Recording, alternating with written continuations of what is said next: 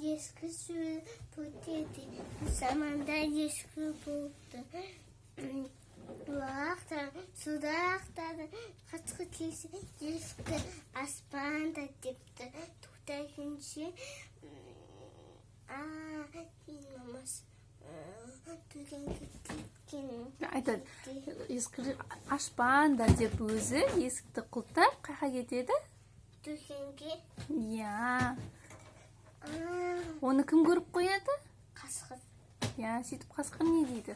Мамасы дүкенге кеткенге десе, уақытта жеп қоямын деп. Сосын? Сосын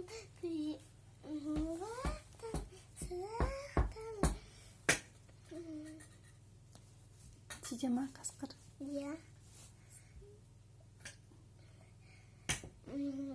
Айымда уақытым, мен уақытым, мен сендегі мамандығым депті.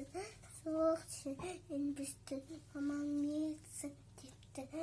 Тоқтай күнше, айуым даусын күшкетіп бесті айтты да, айымын дауысты яқлашын депті да. Сайын күшкетіп бетті да, уақытым, депті да, тоқтай күн қоқым депті да, мен сендегі мамам депті да, ескі қасқыр екен да. Бұйығы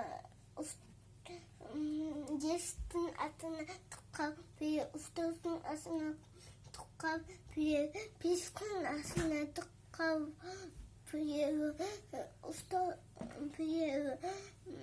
есіктің асына тұққап, ана тишіндейін сүйді басқымен кеді.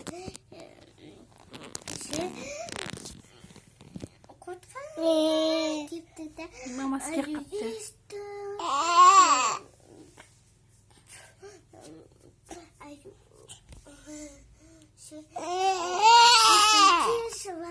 Қасқырды аспан ұзақтып себепті да. Тоқтай күнше